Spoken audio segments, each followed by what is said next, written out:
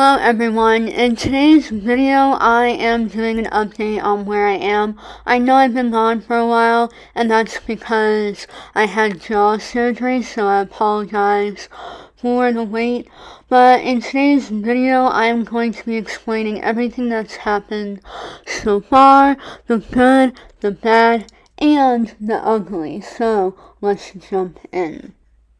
Okay, so I'm going to do this by the weeks and what I've experienced, and I have it written on my iPad right below me, so I'm just going to base it off of that. So, week 1. So I couldn't eat food week 1 because I was really swollen, and in the hospital I had thrown up blood on myself because I was really nauseous after surgery, and they had given me a pill beforehand so I wouldn't feel nauseous, but obviously it did not work, so I threw up blood on myself. I couldn't make it to the bathroom, nor did they give me anything to throw up in. So my face was also swollen, like I said. I couldn't breathe from either of my nostrils. Even with the breathe right strips on my face, it was a nightmare. I got no sleep at all, and I had really bad hearing loss, which they say it's a possibility, but for me it was known that I would have more hearing loss because I already have hearing loss, so hopefully once I heal up, everything will go back to normal almost. I also couldn't really speak at all because my jaw was rubber banded shut, and yeah, they just don't want you to talk after jaw surgery. I'll explain why later. So week 2, I was still swollen.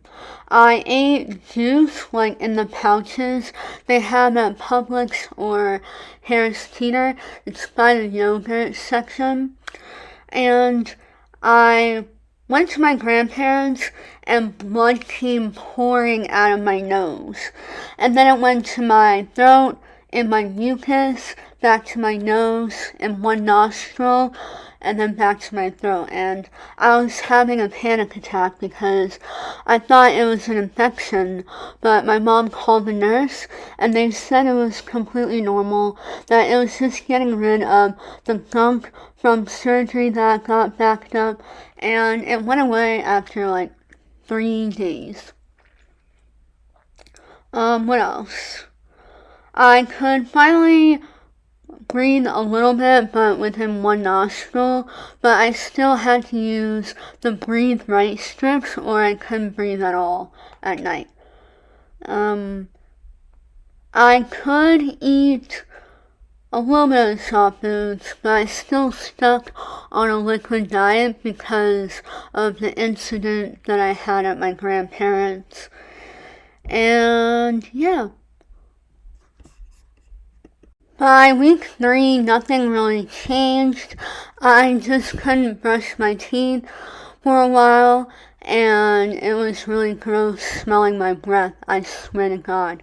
It still is kind of gross because I can't brush my upper teeth, which I'll get into later. I drank a lot of protein drinks 3 times a day, and soup. A lot of soup, guys.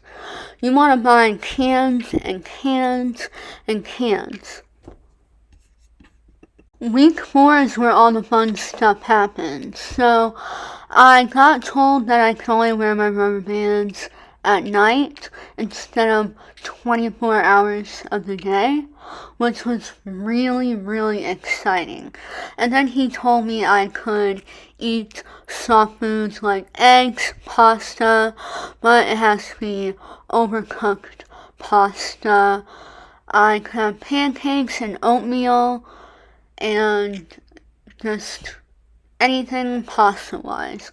I also have been drinking a lot of protein shakes by this time because I had to keep my weight up because I struggled a little bit with ARFID, which is like a restrictive food disorder, but I've been trying to get over that.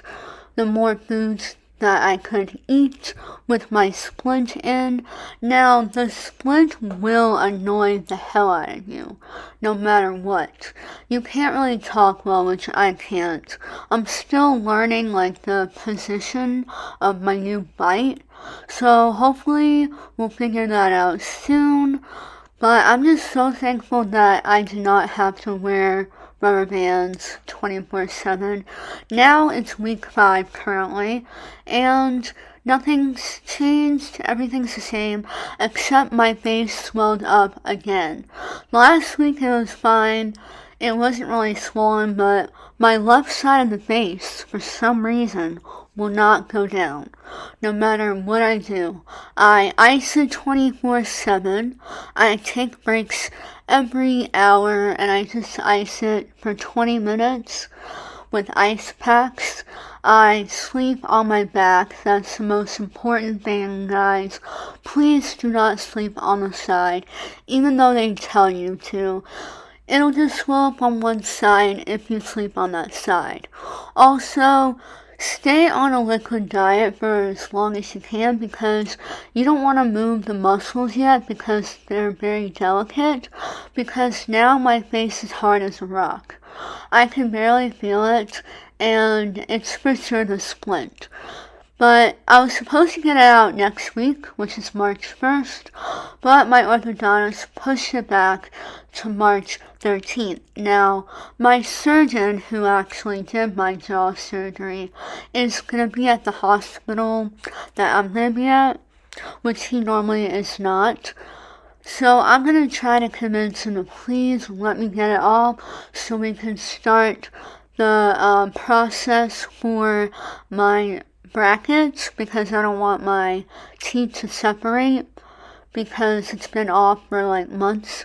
And I'm moving in April with my dad only because he just got a job and he doesn't want to be alone. So yeah.